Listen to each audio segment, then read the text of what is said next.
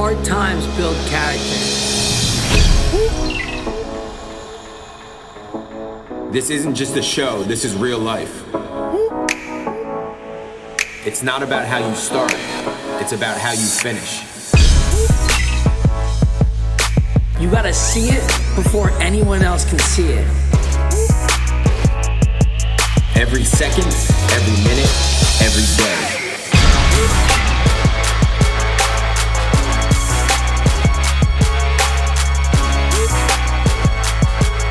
We train for life. We got you. And welcome back, everybody, to the Relentless Way podcast, season number 4, episode number 6. How our family, our friends, and our community continue to propel us. Using that word "propel us" in the heading there is something we did intentionally. We have Ralph Johnson here again, back for a second time. CEO and owner operator of PropellUs, moving business forward, a financial solutions company, right, for small businesses. We had him on about a year ago from now or so, back in, I believe it was season 2 or 3. Had an awesome episode. It was a full episode, over an hour long, a lot of good conversation. We talked about his journey, from the beginning of time all the way to now, and or until that point. So now, between now and then, it's been about a year, and Ralph has been awarded the top 100 in the finance world, top 100 award for the year 2021. So a lot has happened between now and then. So what we're going to ask him to do for our new listeners and even people that maybe forgot about him from now and then, just highlight us on how you operate in life and how you operate your business tied in with life. Just give us a little headway. Well, thanks for inviting me back. Mm-hmm. It's fun to do these things. And I watch all your other episodes, so it's a lot of interesting people, and from all walks of life, with all good stories to tell. 2021 was an interesting year. We were emerging out of the pandemic, and we had set a new goal and a new trajectory for the business to help these businesses survive, not only in a post-pandemic world, but also to get back on their feet from a devastating year in 2020. And what we found was that the business really thrived because of the relationship. Mm-hmm. Had more to do with that than it did to do with any business acumen or the products that we can offer, which are all great.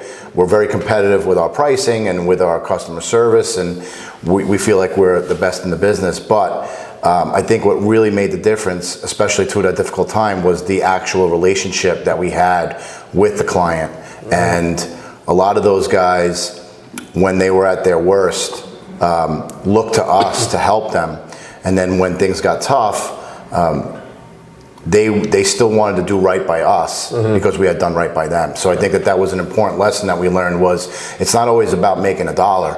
Sometimes it's about extending a hand to a client and helping him.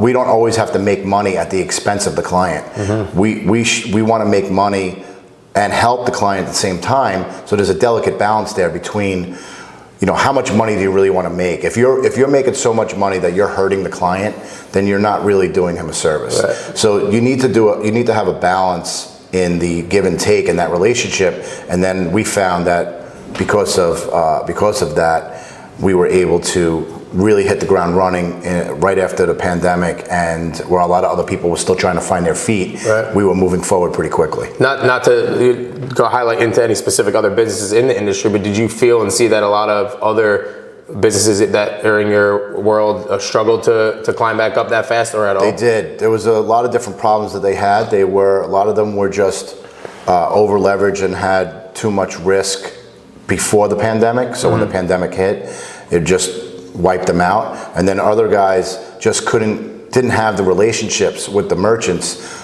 or the loyalty from those customers, mm-hmm. to keep them through the pandemic and in the immediate post-pandemic. And I think that we ended up taking a lot of that business. But even as we emerged out of 2020 and toward the end of 21, we found that the industry was way overpriced in their services for the same, and we were just providing the same exact services for a lot less. And we were getting told by customers, new and existing, that you guys are so much lower priced than everybody else that's calling me. I'll never do business with anybody else. And you know, that there's a point in that conversation where you think to yourself, maybe I'm charging too little for my service. But I'd rather have it that way, because like I said, there's a delicate balance to, could we make more money because the market is dictating that we could charge more? Of course. But is that necessarily the best thing? Because as inflation came on strong and as other problems came out in the economy in the last 6 to 12 months, which by the way we were forecasting, we wanted to keep the pricing down, because adding to that problem by raising our prices wouldn't have helped anybody. Put more pressure on that. So we found that we were able to keep the clients in a good place as things got tougher for them economically, and we were still able to, of course, make money. So it worked out for everyone, and that's really the way I would like it to be. If I could sum it up in one sentence, it would be, we're publicly traded. We have investors. We have shareholders. Everybody should be able to win. The company should make money. The client should be helped and be in a good position, and the investor should make money. No one of those three should benefit at the expense of the other one or two. So I feel I take a lot of pride in making sure that all three of those people do well in this transaction. And all those points that you brought up are huge parts of being cohesive with the relationship with the client too. 100%. So just as well as you just summed that up, that part of it, sum up in a paragraph or so what exactly the gist of what you do, like what your business does for these small businesses. Right. So we, in a nutshell, we provide alternative finance solutions for small businesses, usually guys that are first or second generation, even third generation owner-operators of their own business. And what a lot of times we'll see happen is when a business owner gets to a certain size and they're successful, they like to wear all of the hats from day one, but then when they get to a certain size, they have difficulty remaining efficient in all aspects of the business, whether it's sales, operations, accounting, billing. Something ends up suffering.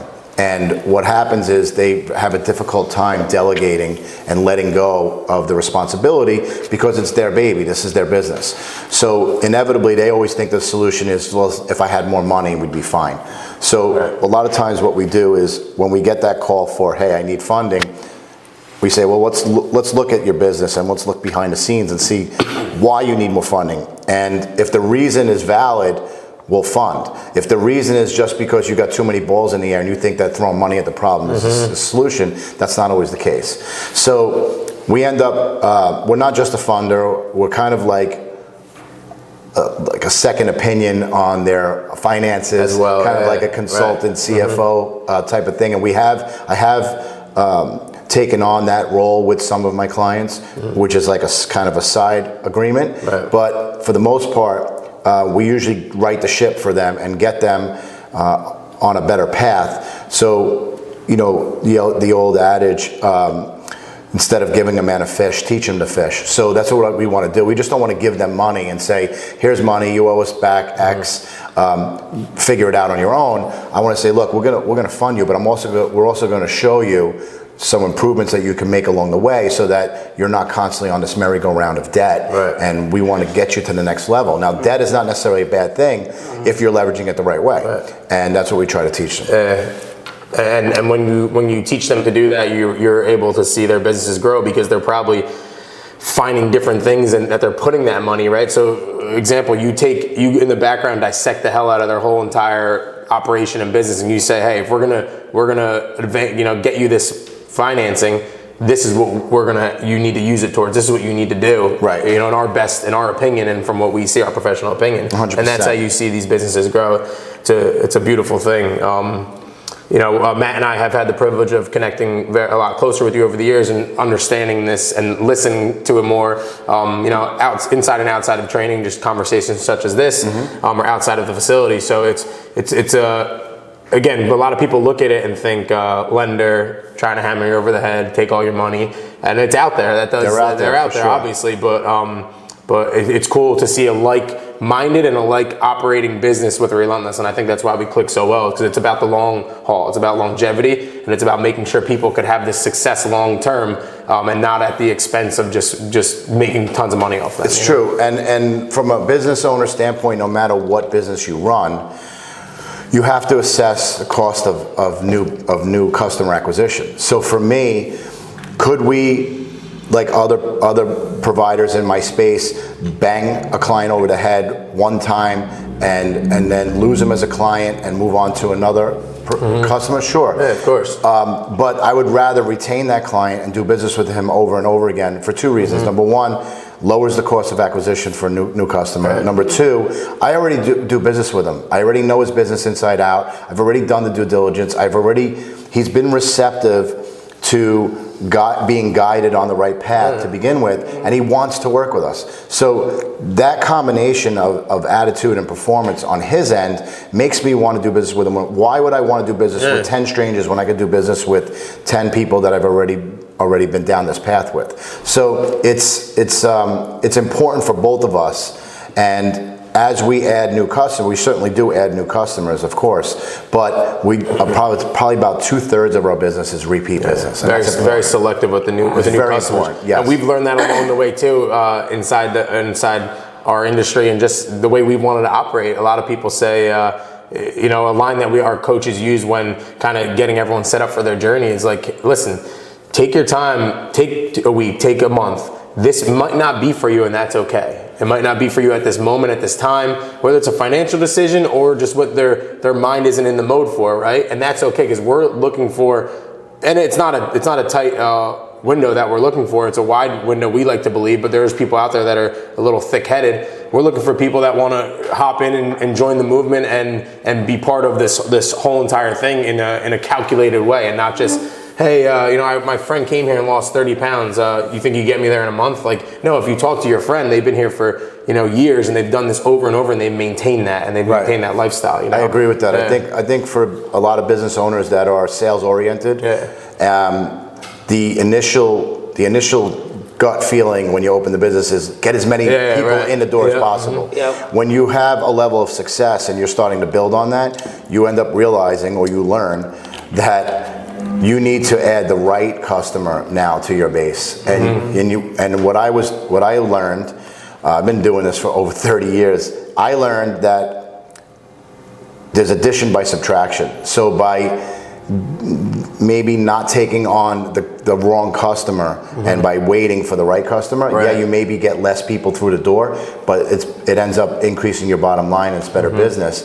And you end up starting to disqualify customers as opposed to just taking in everybody, because it doesn't always work well that way unless you're selling a certain product or service. Sometimes when you're selling something as specific and beneficial as what you guys do, you need to have the right customer who has the right attitude and the right mindset that aligns with yours. Yeah, for sure. Same goes with our team. We really clicked when we started operating with hiring in a similar way we do of onboarding new members, right? It's a similar way. Like, everybody needs to be on the same page. If you're going to be so selective of what you're hiring, why not be selective in a nice way of who's being allowed to be part of this? And you're allowed to disqualify customers. True, yeah. And it saves a lot of stress too, right?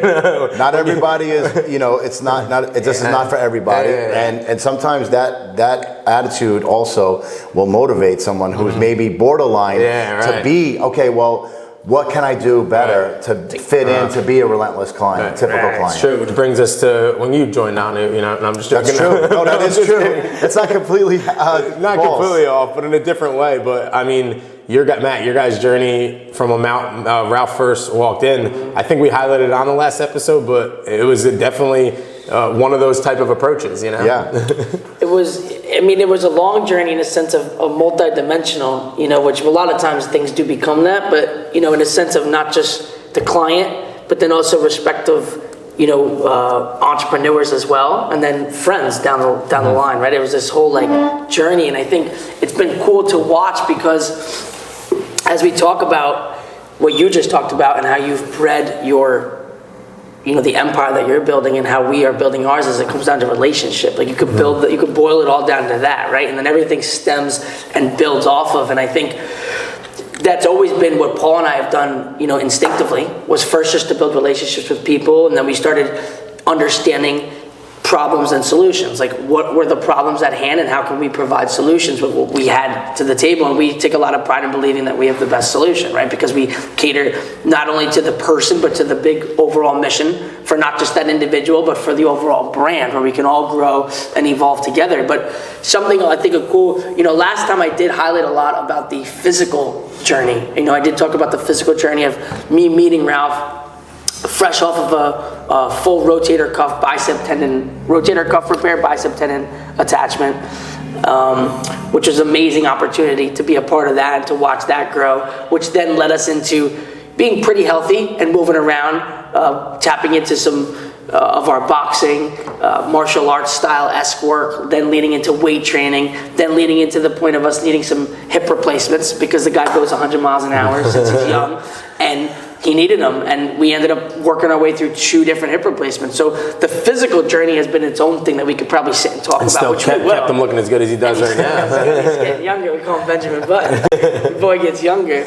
But I think something else too cool that he's helped us do, and in the beginning it wasn't thought about, and now it's much more purposeful, but giving us that almost credibility in a sense of knowing that we're doing the right things. Like when you're building something, there's a lot of fear and angst and unknowingness, and when you get someone that comes in that right off the bat feels it, understands it, and then also has so much behind them to back up where it could be respected, to where someone is looking at you in a certain light. And I think that was one of the big things for me along the way, is when Ralph invited me to a private party that he had at his house, the first time ever.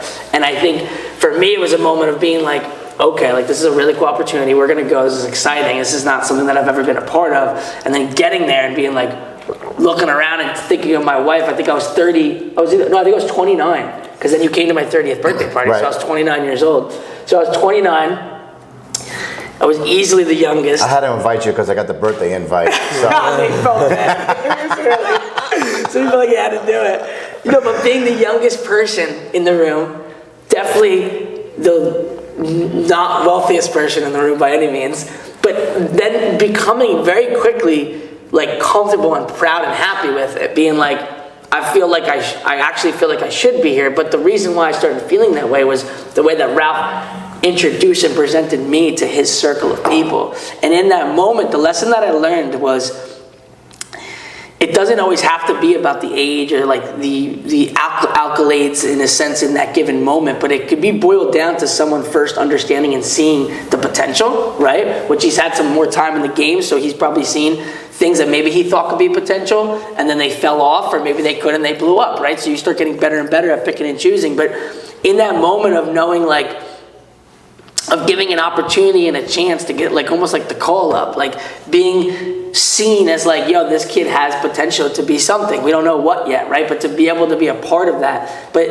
in the moment of him introducing me to people, I saw the secret in the sense of he respected the dedication and to myself, to the craft, to the way that I delivered my product, the pride that we took, and the way that we upheld the standard, the example that we tried to live. So it wasn't like, hey, here's this kid who's just here. He introduced me at this high level person, this coach, and I was just like, right. Wow. So understand that these get-togethers in my circle of people, whether it's friends, family, or business associates, where I have social gatherings of this group, my circle, it could only be so big, right? Mm-hmm. I mean, yes, it's gotten bigger, but so is our capacity to handle that has gotten bigger. Right. But there's a limited number of people that could be in that circle, okay? So it's not about wealth. It's not about what they could do for me connection-wise in business. It's not about necessarily, are you my blood or not? It's about what you mean to me in my life. And if you are adding value, I feel like any relationship is a two-way street. Right. So if I'm going to give 100% and be someone that you can rely on in any facet, whether it's a business relationship or a personal relationship, I'm giving 100%. Right. I expect it back. If you can't give it back, you won't be there for long in that circle, because I have a limited amount of time and space in my life for people. And if the person that I want to connect with doesn't want to connect back in the way that we need to, that's okay. It's not. I understand, but someone else is going to have to have an opportunity to get in that and take that space. So it's not necessarily like I have a waiting list of friends. Let's not be ridiculous. But in life, everything is fluid, and when we started working together, which is a great story. Of course, we discussed already. But as you know, I did not ever do that. I did not ever have a personal trainer. I was always my exercise as a young person came from sports. So I never really went to a gym and had a personal trainer. If I did work out, I got, a workout out of a magazine back in the day. This is how you did it. I never really thought that there was added value in a personal trainer. No disrespect. At the time, I didn't know any better. So when I came to you and you said, let's do this, this, and this, it was a leap of faith for me. But immediately, within a couple of days, I knew that this was a good decision. And then it just it evolved from there to something amazing. And then all the personal side came through, because we got to meet each other, and then there are a lot of similar interests. The funny thing is that I'm old enough probably to be both of your dads. A young dad, but a dad. And I don't feel like that. I feel like we're peers. And it's very exciting, because I know what's on your mind and what's in your heart, both as people, as men, and as business owners. So it's exciting to be a part of it. Well, but the word you guys both use and we use very often is the relationship part of it, is that word relationship, right? You said that's what it all boils down to. And it's interesting because Matt and I were having a conversation on the way over. Your name came up, a couple other people along the way that are our gurus, our influences on the business and on the life end, right? And it's fun. Matt and I have had these conversations since we knew each other. We were very deep talkers, to the point where we'd be driving around and we forget where we're going. Between him and between me talking, between him not being able to know and me talking, we didn't know where the hell we were. Yeah, he's no help. I'll never forget. I won't stop talking either. So I'll never forget a time when we were going to have our first sit down before we ever opened the facility, of looking for an investor, and we were driving in the Colts Neck area trying to make our way to Red Bank, to where the office is now, as we told you that story, and we're going to meet with this man, and we were lost. Good thing we leave early. That's one thing. We're always early. We're always on time. We gave ourselves 30 minutes in between. I'm like forever. Matt's like, real quick, where are we? And I'm like, I don't know. Let me look at I wasn't even looking at the GPS. But anyways, so we were talking, in the car about just relationships and about different people in our lives, whether it be our fathers or influences such as yourself. We talked about Perry, who we're trying to get on here as well. But just different from our coaches, our team, how they've influenced as through their growth too. And I think what you just said about understanding and leveraging the balance of what kind of energy is brought both ways, right? That a relationship goes both ways. It's been such a intricate part in the last year of growth in our business with our team, because we have learned, and you could say it again. You said something about leadership, right? About what was the line you just used? This morning at the car. Well, I said that there's a big difference, I think, within being a CEO-esque back in the day, CEO or boss, to being a leader. And I think that is a major shift, and Ralph has obviously helped us learn that. But if you need to be somewhere in business constantly, overseeing everything, that's not true high-level leadership. So that's not building a brand, and our mission is to build a brand. So the other thing that I was going to say about Ralph is not just the business side, but the personal side. Something that we always talk about is molding personal and professional worlds together, and then just mushing them all. It's 168 hours of optimization, right?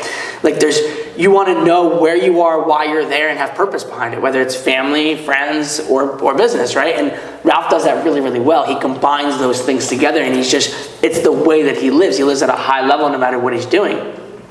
But to be a leader, you have to take pride in that. You have to hold yourself. You have to draw a line in the sand that nobody's willing to draw, and then get it, and then get another one, and another one. And you have to be the example. And I think that was one of the things that we felt from the beginning, and we've watched the growth, we've watched the evolution, and we pick each other up constantly. It's that type of relationship. But like Paul said earlier, we're in a position where we're blessed to learn from, some guys in our circle that are a little older.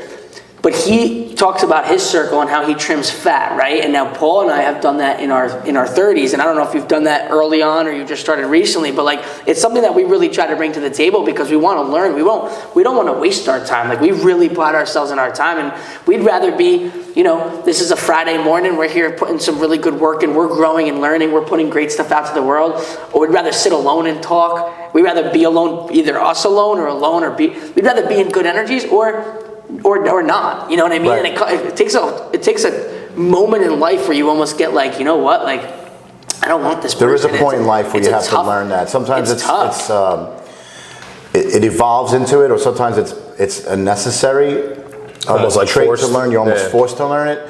But yes, it is something that is hard to. It's a little counterintuitive because you don't really think that way. That the addition by subtraction, again, I feel like is a very powerful thing.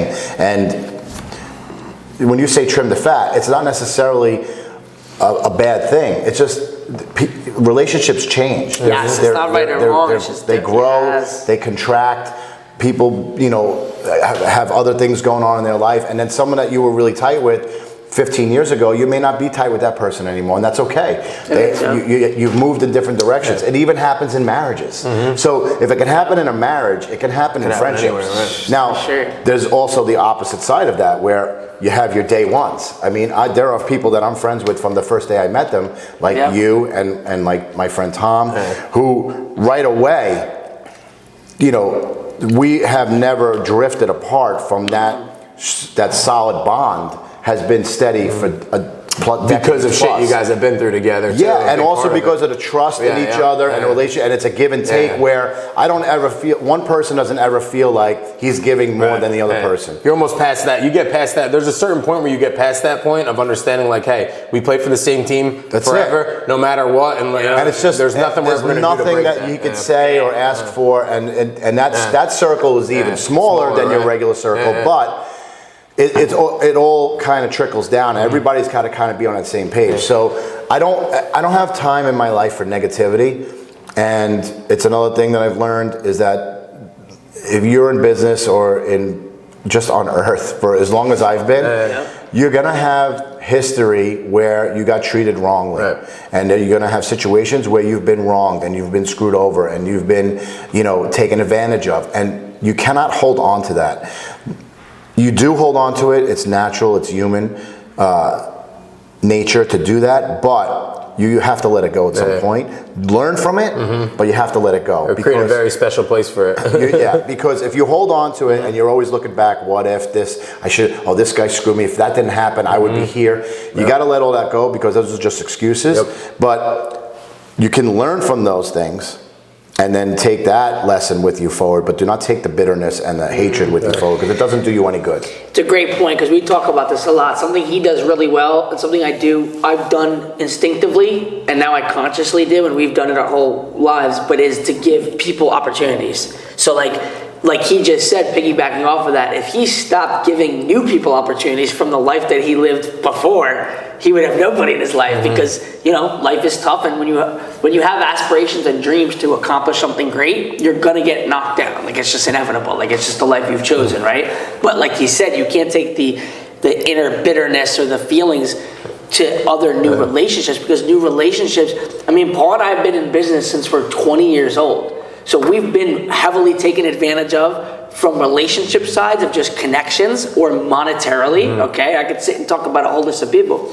And, someone like Ralph and his stature in a sense of coming in, we could have easily been like, this is not someone we want to get involved in. You could put them in a little place, but we've never done that. We've always just let people in and then we kind of go from there. Like Ralph said, there was obviously an intuitive feeling for me too, that I'm like, there's something about like this guy, like I like his energy, I like the way he speaks, I like the way he carries himself. I really loved his work ethic from day one.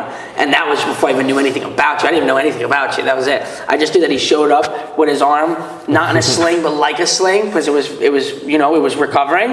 And he showed up, and if I told him to do this, he did this till I told him to stop, till 110% I mean, of himself. that's a key trait to have that I didn't have as a young person, I'll admit. I was not as coachable as a young person as I was as I moved through life. But it's something that I've told my son, stay coachable. You know, you don't know everything, even though you think you do, right?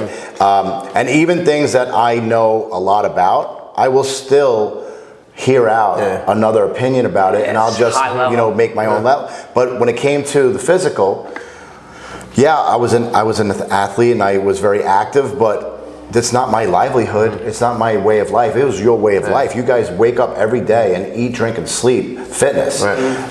So for me to say you can't help me is obtuse. It's silly because it's not giving me a chance to benefit from your knowledge.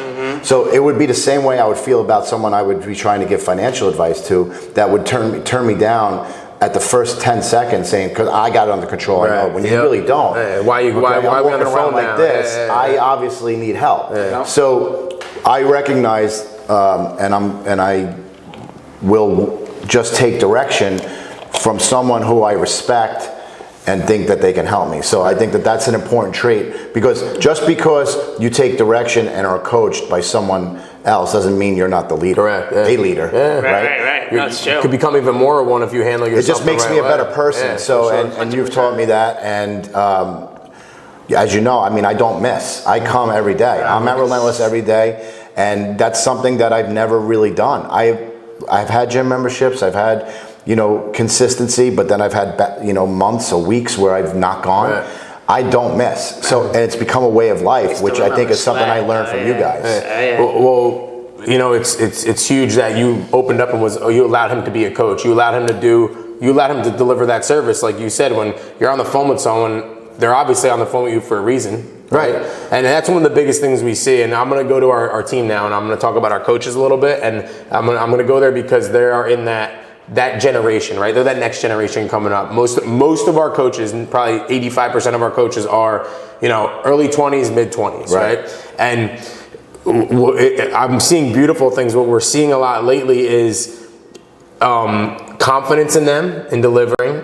Moments where they could turn around and be a know-it-all and say that I know it all. Why doesn't this person just listen to me, right? Instead of, well, like you said, sifting through and understanding that this individual right now, you've done everything you can. You put all your energy out there, your positive energy, your education. You've tried to deliver everything, and they're just not open to accept it. So that's okay, you know? Right. I had an example with the coach the other day. You don't want to fight with people to be your customer. You don't want to force every square peg into every round hole. That time and energy can be used that time and energy can be used for so many different things. I offered as much as I could to you. You don't want to accept it. That's fine. I'm not going to force you to do 100%. it. But I need to work with somebody who's open to this. And so my next line to them, and this is going on of us becoming more of more of leaders, right? Or just becoming a better leader, coaching these coaches, and it's unbelievable how I felt the relief and everything just drop out of this person in the moment I'm talking. I'm like, I could do that? Like, yeah, I can do that, because they were like, yeah, I've spent months on this person. I've spent a lot of time, and I feel like her line was literally,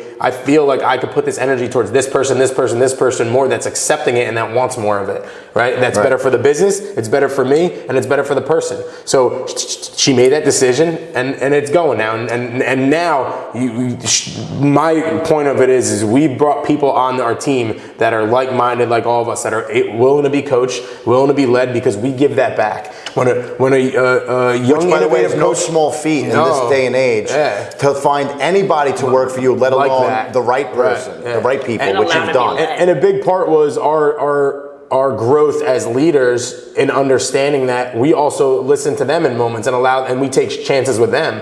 When they say, hey, I want to go and try to do this, we fully support them. You don't shut them down. We don't shut them down. And that's why they don't hesitate, because if we did shut them down, they wouldn't call us on this. They'd be talking to their friends, their family, and that's not where they need to go for it, you know? And that creates a bad team environment, a bad flow. They feel like they're not adding any value. You're not letting them add any value. Plus, we've been able to listen and learn from them too, because the fact is these young minds in this next generation, they'll go and get more education. They'll look things up. They'll find different things that are the relentless way. You know, and I talk about Coach Jamie all the time, all the coaches, but mainly recently, she's a very very functional trainer, right? Yeah. A very functional I'm aware. coach. And you've I'm worked aware. with her. And I took opportunity to allow her to put me through little things during my workouts, as well as observe and listen to her and sit down with her. And it's helped me elevate myself, and it's helped her have confidence and elevate herself. So my next question would be, we really want to hear from you. We talked about this on our last episode, on episode 5 of this season. We talked about the dreamers, right? It's us three right here. At every point, everyone's is a dreamer, right? And continues to dream and continues to have those visions. What could you say about finding the as close as you can to the best balance of having a dream and vision, but understanding when to pull back and adjust? Yeah, so it's definitely a tough question, but it is something that everybody goes through at some point. So obviously, when I was a kid, I wanted to be shortstop for the New York Yankees. Right. So I realized at some point that was not going to happen. Probably sooner than I should. Probably later than I should have realized. But when I was in high school, it was in the mid '80s, and I fell in love with Wall Street because Wall Street was really, very active in the public eye. There was a lot of turmoil in the stock market in the late '80s, and there was a lot going on. And it was this life, this fast-paced, fast-moving lifestyle that I just loved. So I always knew that I wanted to be on Wall Street, but I didn't know in what capacity. I was just a kid. Right. So I tried to learn as much as I could about it. I'm buying like Forbes magazine and magazines where I'm reading articles that I don't even understand what I'm reading. But I remember coming across an article that said that kids right out of college working on Wall Street were making 6 figures. Now this is in 1985, 1986. This is big dollars. It's still big money now, but of course. 30 years ago, it's even more. And 40 years ago almost. So for me, I ripped that article out and I put it in a folder, and I said, this is going to fuel me because this is what I want to do. I'm dreaming now to be a Wall Street executive that makes 6 figures, right out of college. What I didn't read in the fine print of the article was that these are the cream of the crop of the best business school graduates, Harvard, Yale, right? But I just saw the headline and the bold print. I'm like, oh, that could be me, right? Because now I'm dreaming. Right. And I've always been that type of person, like we all are, of I think anything that I set my mind to, I can do. So even if I fail at it, I still feel like I gave it my best shot, and I thought I could do it up to the very moment that I didn't do it. And that won't discourage me because I'll try it again or whatever. So getting to the point of when you fail, when do you know it's time to walk away? Well, I graduated college. I did work on Wall Street, and I did make good money. But there came a point, and I felt like I made it. I attained my goal and all that. But then life has a funny way of knocking you down a peg. Right. So then we had the Gulf War and inflation in the 90s, and then we had 9/11, and we had the tech bubble burst and all this stuff where it wasn't just a straight up line. It was a lot of peaks and valleys along the way. And there was a point where in 2008-7, I said, I want to leave Wall Street and start my own firm. I don't want to work for anybody anymore. I want to work for myself. I have enough experience now. I feel like I can bring value in my own firm and do things my way. So I figured there was going to be a banking crisis. I started my consulting firm to kind of do what I'm doing now, but in the worst possible moment where the world was crumbling. And for 6 months, I didn't make $1. And this dream of owning my own business instead of working for someone and getting a check was starting to seem like a bad idea. And there are moments where you're tested, and you have to either say to yourself, I got to stick with this and keep pushing because I believe in myself, or I got to fold up the tent and go back. And I had that moment. As confident as a person I am, I said to myself, I don't know if this was the right decision. I may have made the wrong choice. And I actually had the conversation with my wife, because when you're married, you have this conversation. And I said, what should I do? We were actually engaged at the time. And I said, you know what, 6 months not making any money is tough. Like, we hadn't gotten any traction at all. And there was so much going on in the world, and she said, you know what, just give it another month or two, because everything you ever do, it works out. You just keep pushing, and just give it another month or two. Don't give up yet. I'm like, okay, I'll give it another month or two. And that support and reaffirmation of my ability to execute my dream, not just dream, but execute it. Yeah. Gave me a little extra boost, and the very next month we got our first couple of clients, and then it just kind of took off from there, and I built a business at a table like this in a basement apartment to a $100 million business in less than a decade. And there was a moment where I almost folded up the tent and before it happened. You started taking steps backwards or shutting it down. But that's you have, every single person is different. So to answer your question, every single person point of inflection is different. Yep. You have to know yourself whether this dream is dragged on too long. So is 6 months too long? Maybe it is for some people. Maybe I would have went a year. Some people will go a year. Some people might go 5 years. But you have to realize what the roadblock is. If the roadblock is something that you can fix, then continue. If the roadblock is something that you can't fix, like I'm never gonna hit a 96 mile an hour slide. So I have to give that dream up of playing in the major leagues. But the support of your friends and family could go a long way to extending that period. But I think that every person knows on the inside where that line is. And I think you just have to trust yourself and listen to yourself. And that's one thing that we talked about a lot, or you just finished with, is being real with yourself. Yep. We said that a lot. I said, not just this next generation coming up, our generation and the many ones before us, right?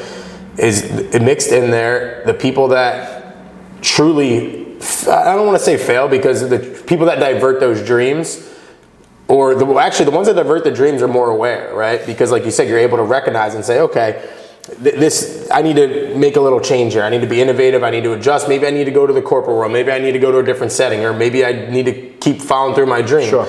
The people that truly fail are the ones that aren't real with themselves. And the ones that dig themselves too much of a hole going for their dream, where they're left flat. And listen, I'm not saying people don't get out of that as well, but you have a lot less chance dreams of can evolve too. up. Correct. So if your dream is unattainable for whatever reason, you can change a little bit of the path so that you could still get as close as possible. You don't have to give it up completely. In the middle of it all, the final question is more of a topic, right? Is because it fits right in, is hard work.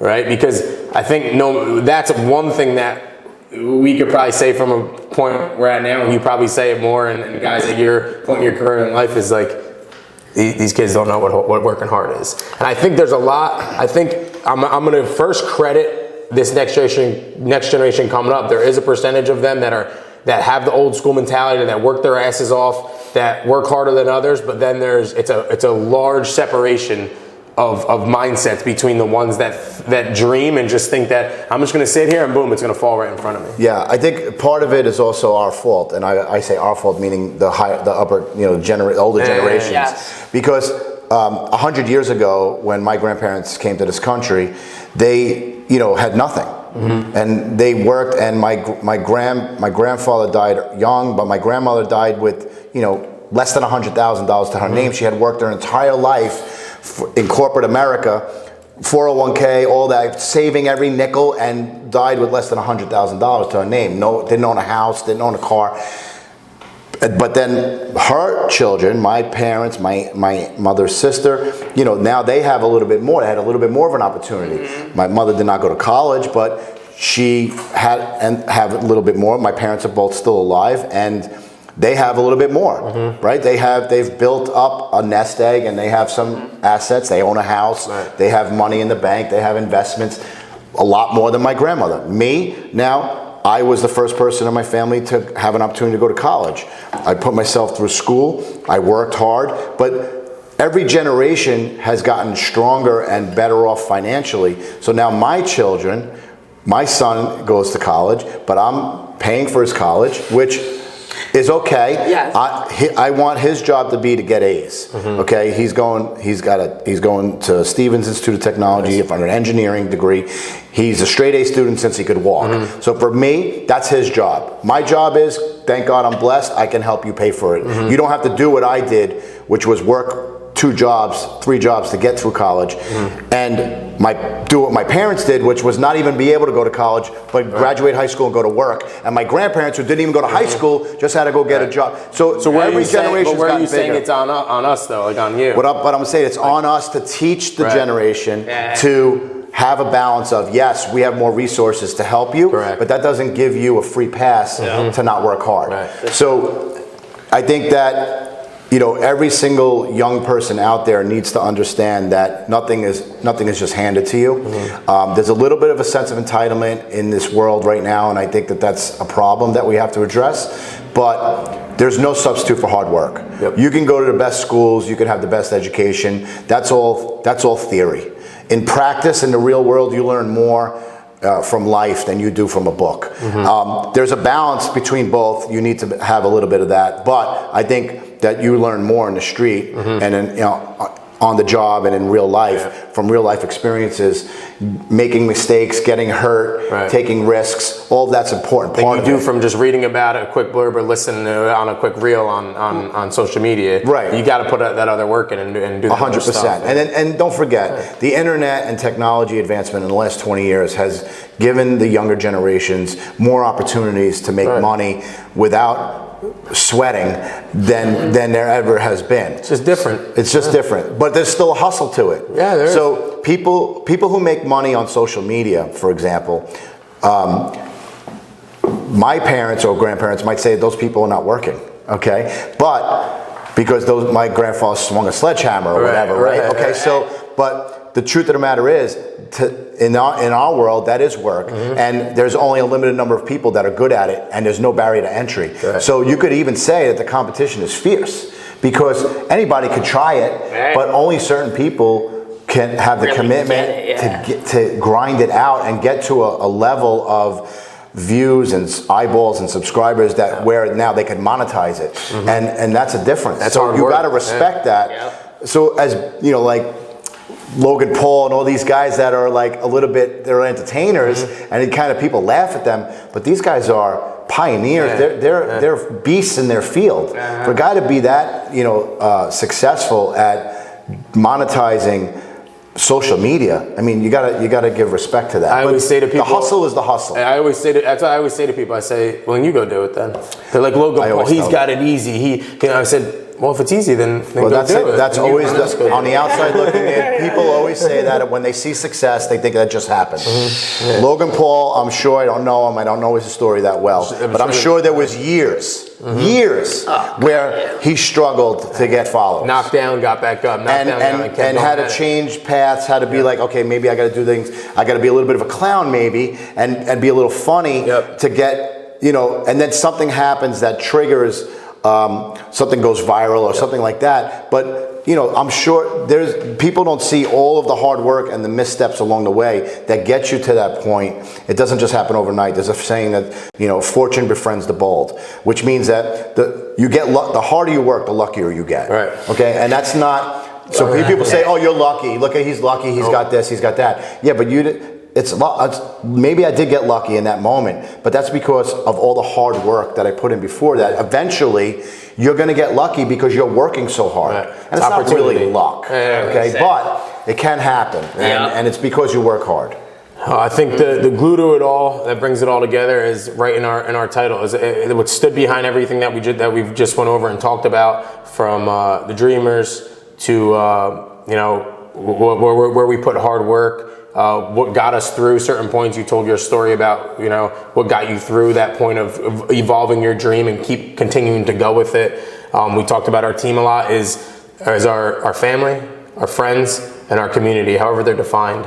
However that relationship is created. Like you said, it doesn't mean they have to be blood. It doesn't mean that they have to be that label, that person, your mother, your father. It could be anybody, but the common thread between the three of us is how you've established it and have gotten there, and we're learning how to develop that and how to be selective over who and what we're surrounding ourselves with and what kind of energy we're putting in our lives every day, right? And that ultimately is going to help us elevate. It's going to propel us, right? That's going to bring us to higher levels. You guys are going to be fine. You know? So because we're dreamers or because we have hard work? No, both. We're both. Yeah. Both. So, but again, the most important thing is that we're putting it out to the listeners and viewers, and we're not the biggest show in the world, but we're doing what we set out to do. We're getting our hundreds of listens on our episode for our community, and that lines up perfectly. That means that our clients, our members, our family, our friends, the people that are around us in the Relentless community are listening and tuning in and hearing our voices, which is bringing up more topics of conversations when we see them between us, between other people, and just keeping the Relentless way going. And that's all we could ask. Yeah, so, I think it's great. Yeah. I mean, this is an honor for me. I appreciate it. I've even had a couple of members, on their way in or out say, "Oh, hey, I caught your podcast." I'm like, that's "You're kidding me, what we right?" But really it's humbling, and and I'm happy to speak on my experiences if it helps other people, and just if it's just good listening, that's good too. But I appreciate you having me on. Thank you. That's what it's all about. Yeah, and I think everyone just keep remembering, the Relentless Way, it's a lifestyle, and I think the reason why we do this is to connect and show, like, what Ralph did to us a long while back, and what we're trying to do for everybody is just to say, like, don't stop dreaming, like, keep sitting and going up there, go far away in your mind, but then come back to reality and put the work in. Like, so go away to see it, like, see that big, beautiful vision, but then come back, make up a plan, surround yourself with the right people, and go to work. And that's really what it is. And then you start feeding off each other, and then it just becomes like living life to the fullest. I said to him today, I said, like, I feel like so fulfilled because we're living our best life every day. Like, when you live to the fullest of trying to be your best self in all the different areas. That's important too. Love what you do. It helps get to the dream. Yeah. But I'll leave you, this is what I'll say to end it, is don't be afraid to rip out that page in the magazine and tuck it away. I know nowadays it's saving a post on Instagram or screenshotting it, Pinterest or whatever. But don't be afraid to clip that and save that and still aspire to that and hold on to that and keep reaching for that brass ring. Beautiful. I love it. Well, season number 4, episode number 6, second time around with Ralph Johnson. Thank you again. And we'll catch you next episode. Get after it. Crush the day. Just keep getting